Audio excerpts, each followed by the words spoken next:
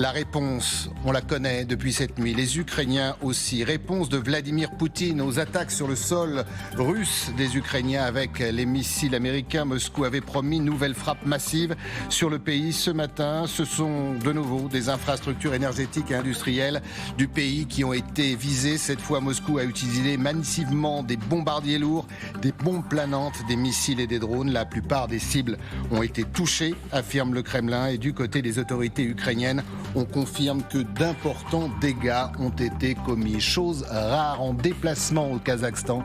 Vladimir Poutine a revendiqué ces attaques de cette nuit. Écoutez-le. Nous avons mené une frappe avec 90 missiles, 100 drones, 117 cibles ont été touchées. Je le répète une nouvelle fois, ces frappes sont en réponse aux attaques continues sur le territoire russe par les missiles américains. Il y aura toujours une riposte russe à ces attaques. Jérôme Garraud, vous êtes à Moscou, merci beaucoup. Vladimir Poutine qui revendique, c'est assez rare pour le souligner, il assume pleinement et continue de menacer. Bonjour, oui, on est dans la surenchère, vous venez de l'entendre. Vladimir Poutine, depuis le Kazakhstan, d'abord menace de frapper les centres de commandement qui se trouvent à Kiev, et puis il annonce que l'attaque massive d'aujourd'hui est une réponse aux tirs de missiles américains attaqués Metz en direction de la Russie. D'après le pouvoir russe, 90 missiles et 100 drones ont été lancés. C'est la deuxième fois quand même en une semaine que Vladimir Poutine prend la parole pour parler de représailles. Souvenez-vous, la semaine dernière, le président russe a carrément fait une allocution pour parler d'un nouveau type de missile, le missile Oreshnik, et préciser dans la foulée que son pays disposait déjà de plusieurs stocks de cette nouvelle arme. On sent quand même que les choses s'accélèrent, alors sur le champ de bataille, mais aussi et surtout sur le terrain politique, diplomatique, avec ces tentatives d'intimidation. Et étant donné qu'on s'attend à avoir des négociations dans le courant de l'année 2025, il faut vraiment s'attendre à voir ce type de menaces se multiplier ces prochaines semaines. Merci beaucoup, Jérôme, d'avoir été avec nous depuis Moscou. L'antenne, bien évidemment, vous êtes ouverte. On va partir tout de suite retrouver Stanislas Poirier à Kiev. Merci, Stanislas, d'être avec nous. L'objectif fixé par Vladimir Poutine, on l'a entendu, est très clair, faire plier le pays. Il a même dit, c'est peut-être une nouveauté qui s'attaquera aux infrastructures militaires de Kiev directement dans la capitale ukrainienne, et que l'hiver, bien évidemment, soit le plus terrible possible pour les populations ukrainiennes, et ce depuis le début de la guerre. Oui, effectivement, Vladimir Poutine fait monter encore une fois la pression et continue l'escalade dans le conflit qu'il oppose à l'Ukraine. Alors, ce qui est assez intéressant, c'est que ce matin, il a caractérisé les frappes de ce matin comme étant une réponse aux attaques de la semaine dernière des Ukrainiens sur le sol russe, comme voulant rejeter la faute de ces frappes sur les Ukrainiens et en se posant lui-même comme victime. Alors ici, évidemment, cette explication ne le convainc pas du tout, puisqu'on sait depuis longtemps que Vladimir Poutine prépare ces frappes massives pour viser le système énergétique ukrainien. Il l'avait déjà fait le 17 novembre dernier, avant que l'Ukraine commence à frapper le territoire russe, et ça ne l'avait pas empêché de viser les infrastructures énergétiques. On sait que le réseau énergétique ukrainien est détruit pour moitié.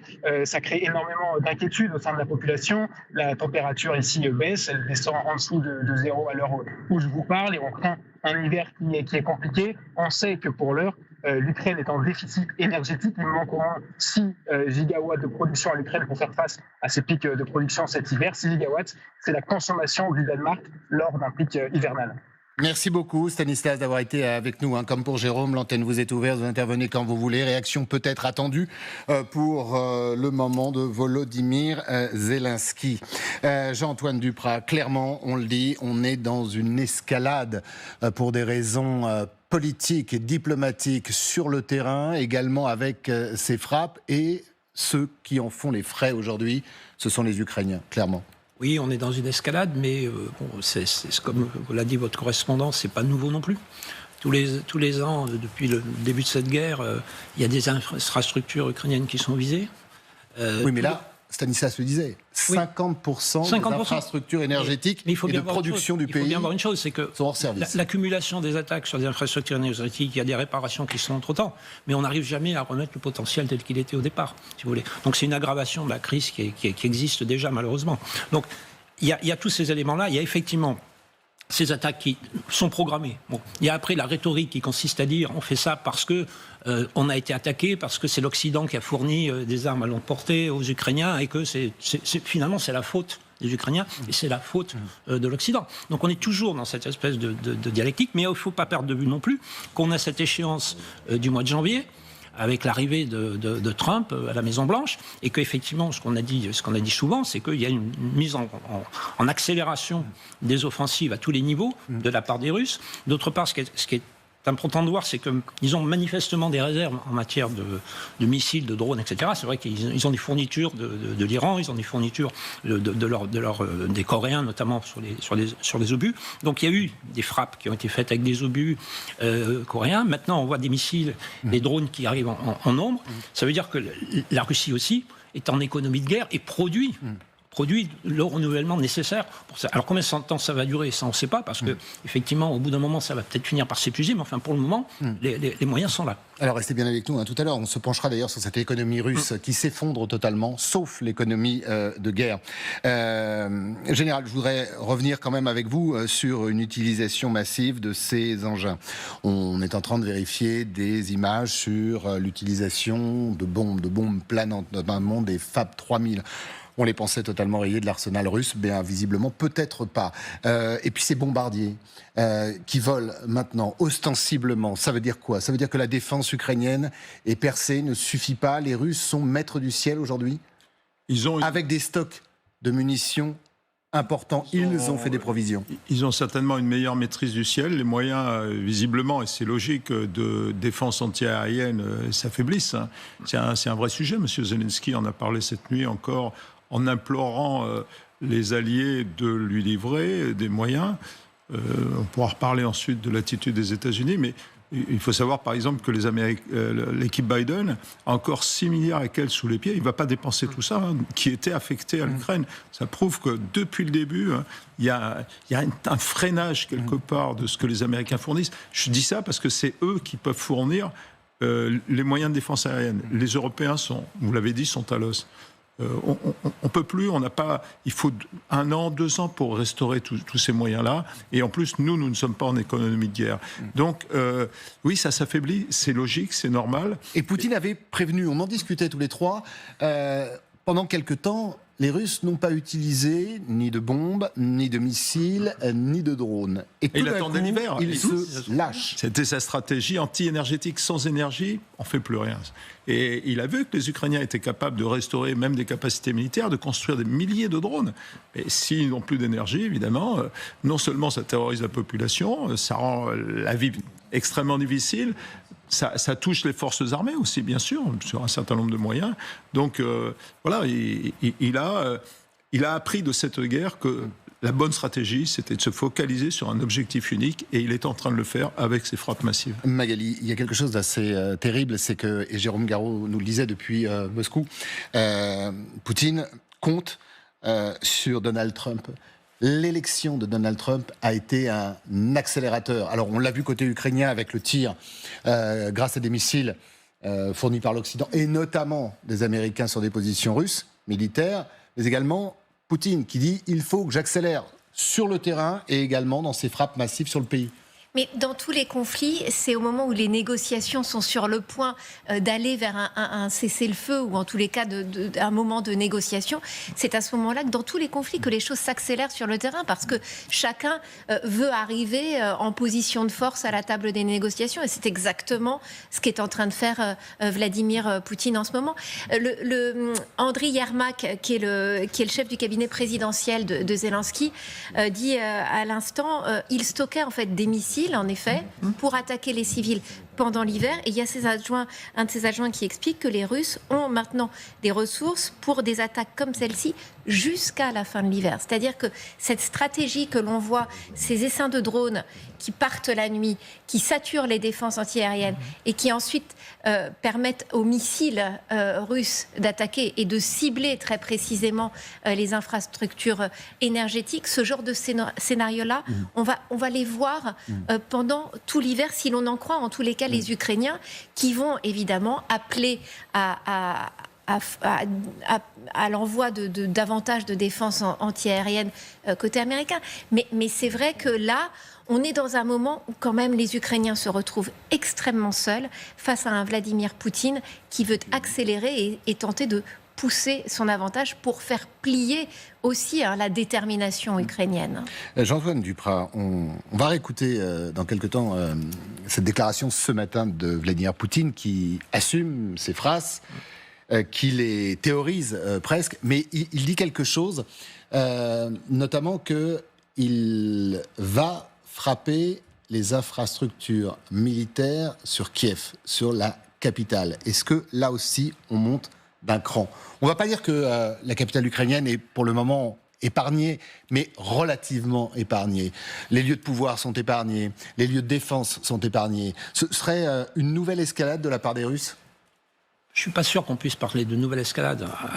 Enfin, je pense sous le contrôle du général, mais ça fait partie des objectifs militaires dans une campagne de bombardement. Parce qu'il y a des infrastructures qui produisent des armes dans la région de Kiev. Après, ce qui peut se passer aussi, c'est qu'il y a une défense aérienne qui était relativement plus importante autour de Kiev et qui faisait qu'effectivement c'était peut-être plus compliqué.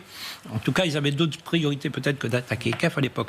Bon, c'est vrai qu'aujourd'hui, on le voit avec ces attaques de combinaisons, missiles, drones, missiles de croisière. Bombe planante. On sature, bombe planante. Mais là, en l'occurrence, je parle de ce qui s'est passé hier. On sature, si vous voulez, l'espace aérien et évidemment les défenses. Au bout d'un moment, elles n'arrivent plus à... Il y a toujours des choses qui passent. Il y a toujours des... Donc, on ne peut pas dire que ce soit une évolution une montée en grade. C'est plutôt des choix de frappe qui vont être faits par les Russes. Et effectivement, s'ils ont analysé qu'il y a dans la région de Kiev des éléments à détruire, ils vont le faire. Ceci dit, c'est aussi un élément psychologique. C'est aussi pour faire pression sur les populations en disant, vous savez, maintenant, on peut attaquer Kiev. Vous avez parlé des lieux de pouvoir. Ça pourrait aussi arriver éventuellement. Mais c'est effectivement aussi des éléments psychologiques. Donc c'est pas seulement la montée en grade, c'est aussi dans tout le discours. Il y a des éléments comme ça, et c'est ce que manipule Poutine depuis le départ. À chaque fois qu'il est dans une situation difficile, il trouve des éléments. Alors il joue sur différents tableaux, mais on voit bien derrière ça la formation qu'il a eue, d'où il vient, et comment il manipule l'information. Et ça vaut aussi pour les opérations militaires. L'ancien cadre du KGB. Voilà, absolument. Se comporte comme tel. Général, vous parliez tout à l'heure de ces populations. Magali, à juste titre, disait qu'on est en pleine négociation. Il y a ce qu'on sait, ce qu'on ne sait pas, bien évidemment. Et ça, c'est terrible d'appuyer sur des populations, de plonger pour presque le 4e hiver les populations dans le froid. Je rappelle ce chiffre que nous donnait notre correspondant à Kiev, Stanislas Poyet. Plus de 50% de la production énergétique de l'Ukraine a été détruite. C'est un très bon levier, les Ukrainiens, de pousser leurs responsables politiques à la table de négociation, contraint forcé. C'est ce qu'on appelle, en nos termes de stratégique, un centre de gravité. C'est même le centre de gravité. La preuve, c'est que le président Zelensky, en permanence, est partagé entre deux attitudes. C'est l'attitude d'offensive, enfin d'essayer de mobiliser tant que faire se peut ses troupes et d'autres pour défendre les fronts, et d'un autre côté assurer, si possible, une vie décente. Donc, pour les Ukrainiens et une continuité de l'activité, des activités essentielles, dont la production d'armement fait partie, mais dont la vie courante, les hôpitaux et la vie courante des Ukrainiens. Donc, il est depuis le début de cette guerre obligé de ménager les deux, mais là, il n'a plus le choix. Il faut vraiment que tout le monde soit sur le front, enfin sur les fronts, et il est obligé de mobiliser tous ses moyens. C'est ça aussi l'usure qu'impose Poutine, c'est qu'en permanence, l'hiver dernier, on a eu un peu le même scénario, peut-être moins intense, et les Ukrainiens ont fait preuve d'ingéniosité pour... Finalement, la crise énergétique n'a pas eu lieu l'hiver dernier, si on regarde bien. S'ils avaient des équipes mobiles qui allaient dépanner. Mais là, et nous, on avait aussi du matériel à leur envoyer. Et ça n'est plus le cas, malheureusement. Et effectivement, ils avaient une meilleure défense anti-aérienne, etc. Et là, ça a atteint à tel point que c'est plus possible. La résilience n'est plus suffisante. Alors, Oui, Magali. Surtout que là, on le voit dans les dernières attaques des derniers jours, les alertes aériennes, elles durent pendant des heures. Oui, ça veut dire que les habitants se retrouvent dans les métros, dans les sous-sols pendant Vous des disiez hier heures 5 heures dans la capitale ukrainienne. 5 heures dans la capitale. Et on a en plus des attaques sur tout le territoire ukrainien. C'est-à-dire que, justement, pour essayer d'appuyer sur le moral de la population, on voit que même à l'extrême ouest de l'Ukraine, là aussi, il y a des coupures d'électricité. Ce sont des centaines de milliers de personnes qui sont privées d'électricité, qui vont être privées de chauffage. Donc il y a une volonté vraiment de frapper tous azimuts, du nord au sud, à l'est, à l'ouest, absolument partout, pour essayer justement de briser cette unité nationale.